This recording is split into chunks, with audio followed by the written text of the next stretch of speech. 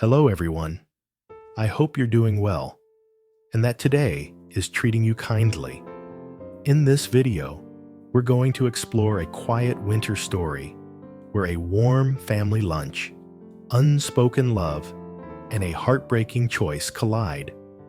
What happens when comfort and belonging are suddenly threatened by a decision that could change everything? Stay with us to the end to uncover how one moment reshapes an entire future. And if you enjoy stories like this, don't forget to subscribe to the channel so you won't miss our upcoming videos. By midday, the cold has settled deep into the stone walls, the kind of chill that clings to your clothes and fingers long after you step inside. Deep is crouched near the firewood stove, carefully tending a pot of pho that's been simmering for hours. Damp wood crackles and pops beneath the pot, releasing thin wisps of smoke that mix with the rich aroma of beef broth, ginger, and star anise. The scent slowly fills the space, pushing back the cold in a way only warm food can. James moves closer with Ly, guiding her gently to sit a little farther from the stove so she won't feel the heat too much. He adjusts her small stool, steadying it with one hand, his movements calm and practiced. Once everything feels safe, they all settle in together for lunch, drawn naturally toward the warmth of the fire and the promise of a good meal. Ly looks up at Diep with bright eyes and says, "Thank you for cooking," her voice clear and sincere. Diep smiles, brushing her hands on her apron, a little embarrassed by the attention. Before she can reply, James is already praising the food, saying the pho smells incredible and that Diep's cooking never disappoints. He says it casually, but there's an honesty in his tone that makes it land deeper than a simple compliment. They start eating. The broth is hot, savory, comforting. Steam rises from the bowls, fogging the air between them. Diep brings out a small jar of kimchi, her first homemade batch, and places it on the low table. James's eyes light up with curiosity. He takes a generous portion, not hesitating for a second.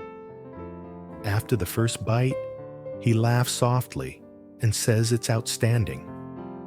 Not too spicy, maybe milder than what he's used to, but special in its own way. He admits he's eaten kimchi in many places around the world, but this one feels different, like it carries the person who made it inside every bite. Ly watches closely, then reaches for a small piece herself. She hesitates, asking if it's spicy, her face already half prepared for regret. Everyone laughs. She takes a cautious bite, eyes widening, then relaxes when it's not as fiery as she feared. The laughter lingers, bouncing gently off the cold stone walls, warming the room in a way the fire alone never could. As they eat, James casually asks Diep if she's free later in the afternoon, mentioning a visit to the flower factory. Diep shakes her head, explaining she still has work to finish. James nods immediately. He doesn't insist or tease, just tells her to prioritize her work. The moment passes naturally, without pressure. The steam from the pho blends with the tangy scent of kimchi, wrapping the space in something deeply intimate. It's not grand or dramatic, just simple gestures, shared bowls, familiar flavors. James finds himself watching Diep more than his food, admiring how effortlessly she moves, how capable and grounded she seems. Gratitude swells quietly in his chest, not loud enough to speak, but heavy enough to feel. Ly eats happily between them, completely unaware of the adult emotions flowing around her. In her innocence, she becomes a bridge, connecting them without effort. filling the space with small comments, soft laughter, and the rhythm of a child who feels safe. The fire continues to crackle, warming the cold floor beneath their feet, echoing the warmth slowly seeping into their hearts. Yet beneath all of it, something unspoken lingers. A faint worry about the future sits quietly at the edge of James's thoughts.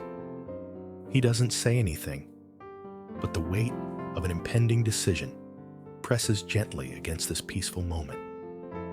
The bubbling broth, the clink of spoons, the flicker of shadows on the walls. It all feels like a brief shelter from a storm that hasn't arrived yet. By late afternoon, the light outside begins to fade, and the air grows sharper. That's when James's parents appear at the edge of the stone house. Their arrival is sudden, cutting through the calm like a cold gust of wind. His father calls out his name, his voice thick with worry. His mother stands beside him, eyes fixed on James, filled with something painful and restrained. They say they've been waiting for him, that winter is getting harsher, and he shouldn't be living alone in a place like this. His father urges him to come home, saying this life is too hard, too isolated. James listens quietly, arms folded, his posture stiff. He replies that he's used to it now. All he needs is firewood and warmer clothes. He says it plainly, as if trying to convince himself as much as them. Facing his father makes him uneasy. Old pressures resurface, memories of expectations and control that never fully faded. The air feels colder, the wind slipping through the open space between them, tugging at their clothes. Then his father does something unexpected. He admits his mistakes. He talks about buying a house overseas without James's consent, about hiring someone to take his passport. His voice lowers as he apologizes, acknowledging how overbearing he was. The confession hangs heavily in the air. James feels a surge of conflicting emotions. He says he hates being forced into decisions, hates having his life managed by someone else. He explains that staying here isn't about stubbornness. It's because this life, simple as it is, feels meaningful to him. More meaningful than anything he left behind.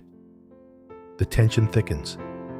The cold wind blows harder, rustling dry leaves across the ground, mirroring the turmoil inside James. He looks at his parents, anger rising alongside regret. His mother remains silent, her eyes revealing pain she doesn't put into words. After a long pause, James tells them they should go home. He turns away, his back rigid, marking a psychological line he's never crossed before. His father's apology lingers in his mind, softening him slightly, but not enough to change his stance, at least not yet. The barren landscape around them amplifies the sense of isolation.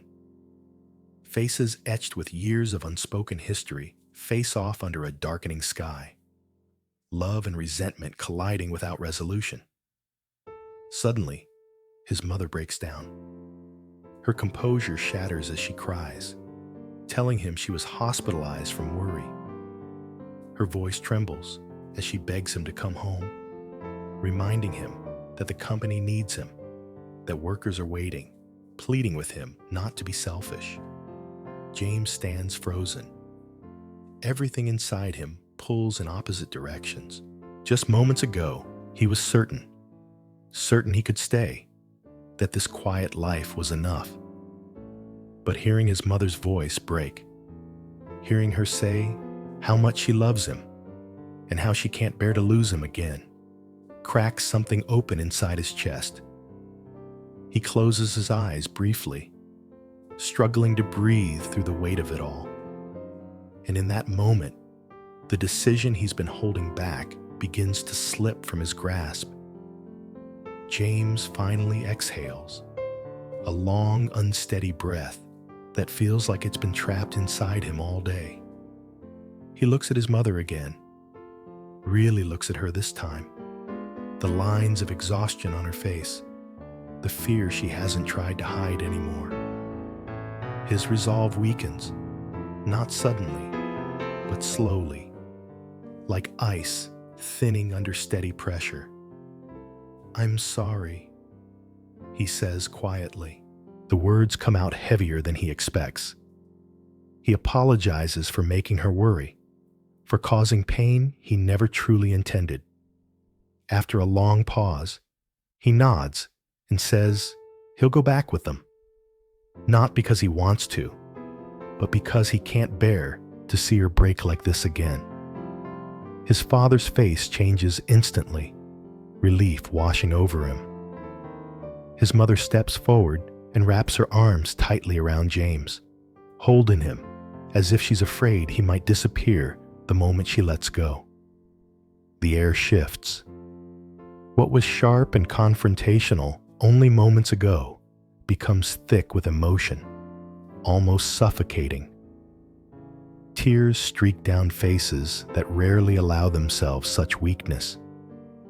James looks back at the stone house one last time, the place that gave him a sense of freedom, of peace he didn't know he needed, now feels painfully distant even though it's right behind him. Regret settles deep in his chest. He knows this choice will change everything. Family duty has pulled him back, heavy and undeniable. The winter wind continues to blow, cold and unforgiving. But for a brief moment, the warmth of family softens its bite. Diep and Ly are nowhere in sight, unaware of the decision that has just been made, a decision that will ripple quietly into their lives. James says his goodbyes without ceremony. There's no dramatic speech, just a final look, a few exchanged words. When he steps into the car with his parents, his heart feels full of both hope and loss, tangled together so tightly he can't tell where one ends and the other begins. As the car pulls away, barren trees sway along the road like silent witnesses, their dark outlines etched against the fading light. The echoes of his mother's sobs linger in his ears long after the sound fades. Night falls quickly. In the pomelo garden, workers are finishing up for the day. Under dim lights, they sort and stack the harvest. Around 100, maybe 200 bags of grade A and B pomelos lined up neatly. Hands move with practiced efficiency, tired but steady. James makes a quick call, telling the driver to postpone the truck pickup until tomorrow morning. Later, Diep and Ly return from the garden, each carrying bags filled with freshly picked pomelos.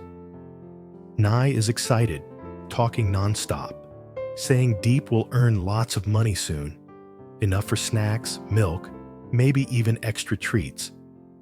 Her laughter cuts through the quiet night. James invites them to sit by the fire, asking if they're cold. The workers mention they'll continue picking tomorrow, estimating another 55 to 60 bags before sorting. Diep listens, nodding, mentally calculating the work ahead. She then invites James to stay for dinner with her and Ly.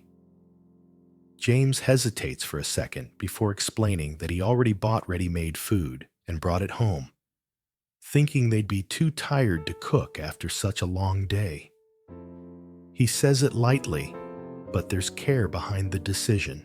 The atmosphere softens again. The fire crackles, casting warm light across the room. The smell of food spreads gently through the space.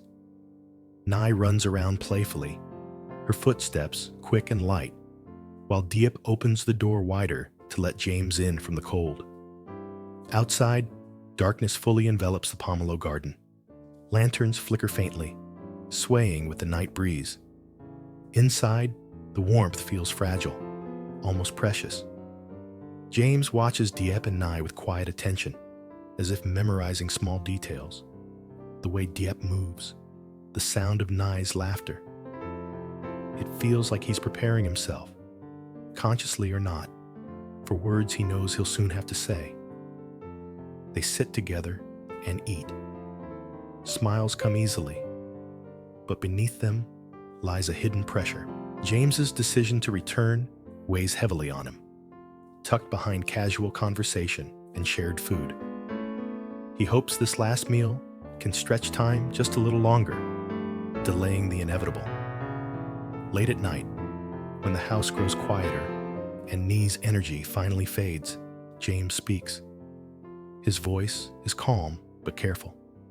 He brings up the idea of him moving in with Diep and Ly, even if only temporarily.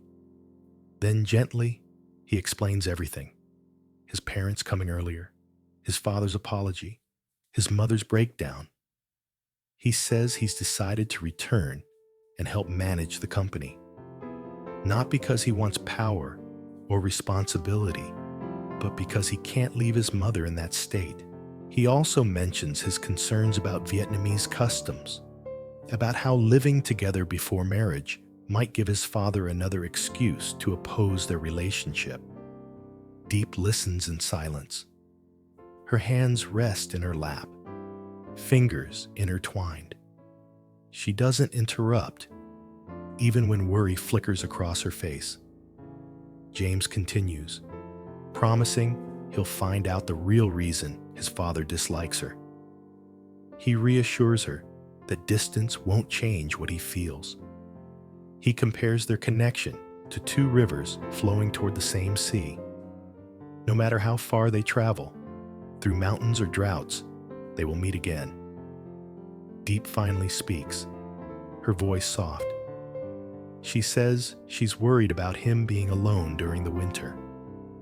James smiles faintly and tells her that as long as she and Ly are well, that's enough for him. Health is all that matters. The room fills with a lingering stillness. Regret and hope sit side by side, neither winning. Outside, the winter wind whispers against the walls. Inside, candlelight flickers, casting slow-moving shadows across their faces. James looks at Diep and Ly, his heart heavy but full. He pulls them into a quiet embrace.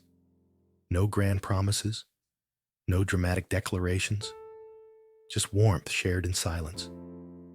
The future feels uncertain, stretching wide and intimidating. But beneath the ache of parting lies an unshakable faith. Like rivers that never stop flowing, their paths may separate for now, but the pull toward each other remains constant. As the night deepens, the moment settles into a bittersweet closure. One where letting go doesn't weaken love, but strengthens the resolve to hold on, no matter how long the distance lasts.